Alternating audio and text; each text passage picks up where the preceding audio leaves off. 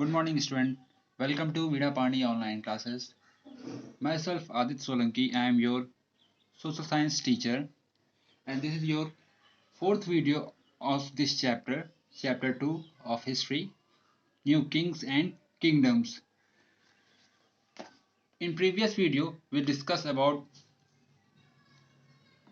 number of dynasties of early medieval period. यानी कि इससे पहले वाली वीडियोस में हम लोगों ने कई डायनेस्टीज के बारे में पढ़ा था जो कि अर्ली मिडिवल पीरियड की थी। तब कुछ नाम एक बार हम लोग रिकैप कर लेते हैं। Gurjara Pratihara dynasty, then Palas, then Rashtrakutas, और उसके बाद हम लोगों ने त्रिपार्टाइड स्ट्रगल के बारे में पढ़ा था जिसमें ये तीनों डायनेस्टी का नॉच को लेके आपस में उनके बीच में कॉन्फ्लिक्ट था। और राजपूत के बारे में पढ़ा था, चौहान के बारे में पढ़ा था, और भी कई राजपूत किंगडम्स के बारे में पढ़ा था। फिर हम लोगों ने तुर्किश इन्वेंशन के बारे में पढ़ा था जिसमें पहले महमूद ऑफ गजनी आए, फिर मोहम्मद गोरी आए, और मोहम्मद गोरी के बाद कैसे उनकी डेथ के बाद उनके जो उनके जो गवर्नर थे कुतुबुद्दीन ऐबक, उन्होंने दिल्ली सल्तनत को स्टार्ट किया। यानी कि ये दिल्ली सल्तनत के पहले रूलर थे जो कि हम लोग थर्ड चैप्टर में पढ़ेंगे। बट इससे पहले ही हम लोग एक आपका सेगमेंट है केस स्टडी, जिसमें हम लोग किसी भी एक पर्टिकुलर डायनेस्टी के बारे में अच्छे से पढ़ते हैं, डिटेल में पढ़ते हैं। तो इसमें केस स्टडी में चोलाज एम्पायर को बताया गया है। तो चलिए स्टार्ट करते हैं। Cholas were subordinate of the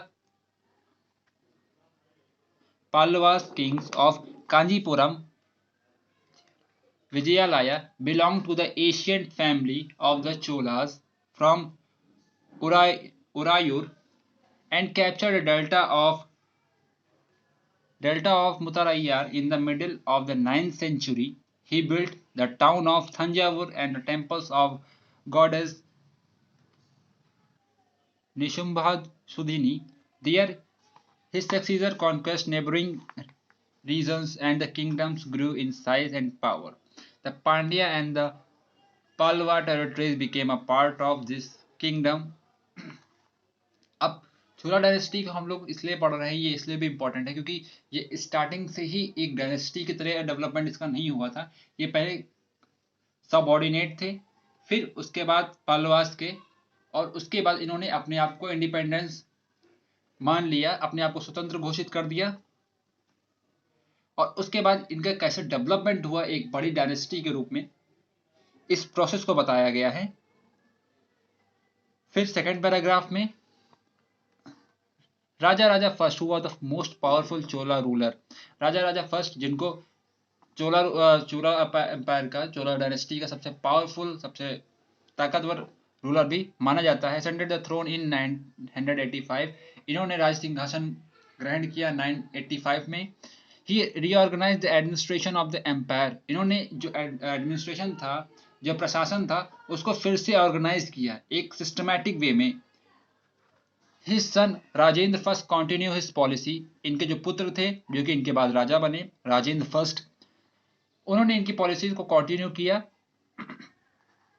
end even raided the Ganga valley, Sri Lanka and countries of South East Asia, और कई और भी जगहों पे रेड की। पहला आपका गंगा वैली है, फिर श्रीलंका है, then countries of South East Asia. Splendid temples and bronze sculptures. Splendid temple यानी कि शानदार टेम्पल, और ब्रॉन्ज स्कल्पचर यानी कि मूर्ति कला जो कि ब्रॉन्ज की बनी होती थी उस टाइम पे। The big temples of Thanjavur and Gangaikonda Cholapuram built by Cholas are architectural and sculptural evidence of the Chola dynasty। यानी कि यही इनके आर्किटेक्चरल और स्कल्पचरल एविडेंस है, सबूत हैं चोला डायनेस्टी के। Chola temples cause the development of towns around them. और चोला टेम्पल की वजह से आसपास जो टाउन होता था उसमें भी डेवलपमेंट काफी ज्यादा होती थी। टाउन्स वर अब किस तरीके से, ये भी हम बता देते हैं।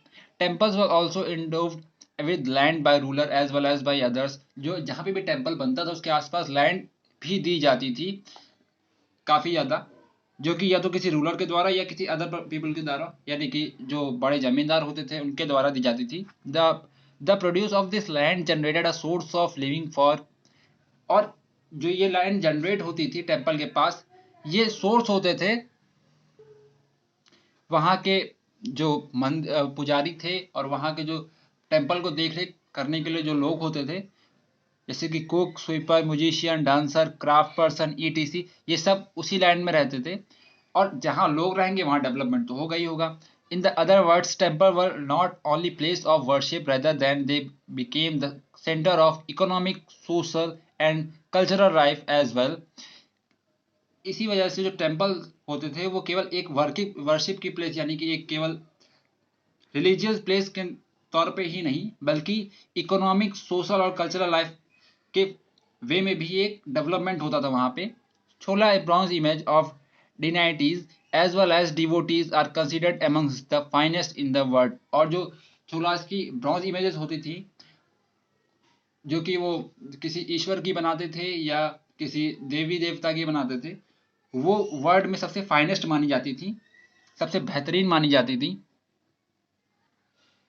Your next heading is agriculture and irrigation. तो छोला एडमिनिस्ट्रेशन, हम लोग इसमें एरिगेशन और एग्रीकल्चर के बारे में पढ़ेंगे, कृषि के क्षेत्र में पढ़ेंगे कि उन्होंने कौन कौन से डेवलपमेंट किए और उनका किसी भी चीज पे कार्य करने का तरीका कैसे होता था। अब इतना बड़ा अगर उन्होंने एम्पायर बनाया है खुद से, तो कुछ तो क्वालिटीज उनके अंदर रही होंगी, तो हम लोग उसी क्वालिटीज के बारे में इस केस स्टडी में पढ़ रहे हैं। The Chola administration was highly organised and efficient. इनका जो एडमिनिस्ट्रेशन होता था, प्रशासन होता था, बहुत ही ऑर्गेनाइज्ड वे में होता था, सिस्टमेटिक वे में होता था और बहुत ही एफिशिएंट, कुशल होता था। The king was the head of the administration and ruled with the help of council of ministers.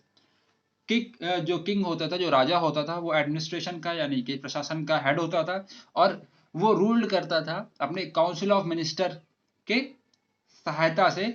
The Chola empire were divided into, अब यहाँ पर देखिएगा कि किस तरीके से इन्होंने डिवाइड किया। जैसे आज हम लोग 21st सेंचुरी में अपनी कंट्री को देखते हैं, तो कंट्री को सही तरीके से चलाने के लिए हम लोगों ने क्या किया है, कंट्रीज को स्टेट्स में बांट दिया है, स्टेट्स में भी फिर डिस्ट्रिक्ट में बांट दिया है, डिस्ट्रिक्ट में भी टाउन विलेजेस में बांट दिया है। तो ये बांटने का मतलब क्या होता है, हम लोग कोई डिवाइड एंड रूल नहीं खेल रहे हैं यहाँ पे। हम लोग क्या कर रहे हैं कि इन चीजों को छोटे छोटे पार्ट में बांट दे रहे हैं, जिससे कि उसके ऊपर एक रूल रेगुलेशन बनाना बहुत ही आसान हो जाए। जैसे आपका कोई सपोज दैट हम लोग सब्जेक्ट की बात करते हैं, तो सब्जेक्ट को छोटे छोटे चैप्टर्स में क्यों बांटा जाता है, क्योंकि हम लोग उसको अच्छी तरीके से कवर कर सकें, और यही रीजन होता है किसी भी एरिया को छोटे पार्ट में बांटने का। इसी तरह चोलाज एम्पायर को भी प्रोविंसेस यानी कि प्रांत, उस टाइम पे देखिए यहाँ पे प्रांत और स्टेट्स दोनों एक ही मतलब होते हैं। प्रोविंसेस का मतलब होता है प्रांत, प्रांत में बांटा गया है, फिर डिस्ट्रिक्ट्स में बांटा गया है, फिर विलेजेस और स्मॉल यूनिट्स में बांटा गया है। The larger town form a separate unit called Taniyur. जो बड़े टाउन्स होते थे उसमें एक सेपरेट यूनिट बनती थी। The administration work was carried out with the help of village assemblies such as Ur Sabha और नागाराम। जो एडमिनिस्ट्रेशन होता था विलेज लेवल पे, यानी कि छोटे छोटे जो गांवों के स्तर पे, वो वहाँ की विलेज असेंबली के द्वारा होता था, जहाँ जिसका नाम होता था, जो उर सभा और नागाराम होते थे। जैसे कि हम लोग अगर बात करें उर के बारे में, उर was a common village assembly, ये कॉमन विलेज असेंबली होती थी। देन सभा was the assembly of learn man and Nagaram consisted of merchant, traders और आर्टिशियन। सभा जो होती थी वो जो जितने भी पढ़े लिखे लोगों की असेंबली होती थी उसको हम लोग सभा कहते थे। और नागाराम जो असेंबली होती थी उसमें मर्चेंट यानी कि जो व्यापारी होते थे, ट्रेडर्स होते थे, आर्टिशियंस होते थे, वो शामिल होते थे। अब हम लोग बात करेंगे एडमिनिस्ट्रेशन के बारे में। तो village council had several administration function including dispensing justice and collecting tax, rich peasant of the Vilala caste exercised considerable control over the affairs under the supervision of the central government. The Chola king was a, gave title like Bhuvendra Velan, a Velan or peasant serving three kings, chief etc. ये अलग अलग titles भी दिए जाते थे वहां के लोगों को। To some rich land owner और mark of respect and interested them with the important office of the state at the centre. ये लैंड ओनर को एक रिस्पेक्ट के तौर पे दिया जाता था, यानी कि उनको एक सम्मान के तौर पे दिया जाता था टाइटल। टाइप्स ऑफ लैंड्स, अब हम लोग टाइप ऑफ लैंड्स के बारे में पढ़ेंगे, यानी कि उस टाइम पे कितनी कितनी टाइप्स की लैंड्स होती थी और वो किस किस फील्ड के अंडर में आती थी। पहला है विलन वगाई, यानी कि land of non Brahmin peasant या प्रोप्राइटर। सेकंड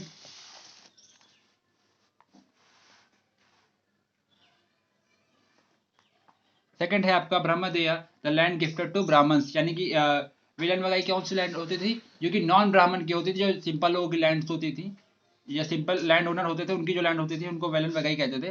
देन ब्रह्मदेया, यानी कि वो लैंड्स जो कि ब्राह्मण को गिफ्ट की जाती थी।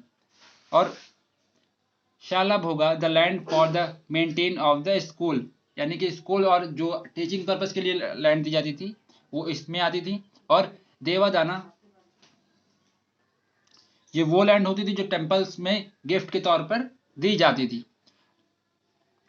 और जो लैंड कुछ लैंड ऐसी भी होती थी जो जैन, उस टाइम पे जैन और बुद्धिज्म ये दोनों ही काफी प्रचलित थे, तो उनके इंस्टीट्यूट में भी काफी लैंड्स को डोनेट किया जाता था। Each Brahmadev was looked after by N assembly और सभा ऑफ प्रोमिनेंट ब्राह्मण लैंड होल्डर। जो भी ब्रह्मदेया लैंड्स होती थी वो किसके अंडर में होती थी, एक असेंबली के अंडर में, जो कि मिलकर बनी होती थी, जो कि वहाँ के प्रोमिनेंट ब्राह्मण होते थे, लैंड होल्डर्स होते थे, उनकी हेल्प से। There decision were recorded in details in inscriptions, और उनके जो डिसीजन होते थे वो इंस्क्रिप्शंस में डिटेल में, यानी कि लिखित तौर पे मौजूद होते थे, often on the stone wall of temple. और इंस्क्रिप्शंस में या तो जो स्टोन वॉल्स होती थी, यानी कि जो पत्थर की दीवार होती थी, उसमें लिख दिए जाते थे। Association of traders known as Nagarams also occasionally perform administrative function in the town. और जो एसोसिएशन होती थी ट्रेडर्स की, वो भी कई ओकेशंस पे फंक्शंस ऑर्गेनाइज करती थी टाउन में। The Sabha had separate committee to look after irrigation work, और सभा में एक सेपरेट कमेटी होती थी जो कि इरिगेशन वर्क, गार्डन्स, टेम्पल्स, इन सब पे नजर रखती थी। Names of those eligible to be members of these committee were written on the small tickets of palm leaf and kept in a pot। और जो भी एलिजिबल लोगों के जो नाम होते थे वो एक छोटे से टिकट में लिख के पाम लीफ के उसको एक पॉट में केप्ट किया जाता था, रखा जाता था। A young boy was asked to pick the ticket and one by one for each committee. और इस तरह लोगों का जो चयन होता था वो इसी प्रोसेस से होता था कि एक पॉट में सबके नाम लिख दिए गए हैं और एक यंग बॉय से, यानी जो एक युवा लड़के से बोला जाता था कि आप टिकट निकालिए, और जिनका भी नाम आएगा वो उस कमेटी में शामिल होंगे। तो इस केस स्टडी में आपको बताया गया कि चोला एम्पायर अपने आपको एक कुशल एम्पायर बनाने में क्यों सक्सेसफुल रहे हैं, इनके क्या क्या सिस्टम, किस सिस्टम से इन्होंने अपना एम्पायर चलाया है। स्टूडेंट, आप लोगों का चैप्टर कंप्लीट हो चुका है। आज के चैप्टर में इतना ही। Thank you very much.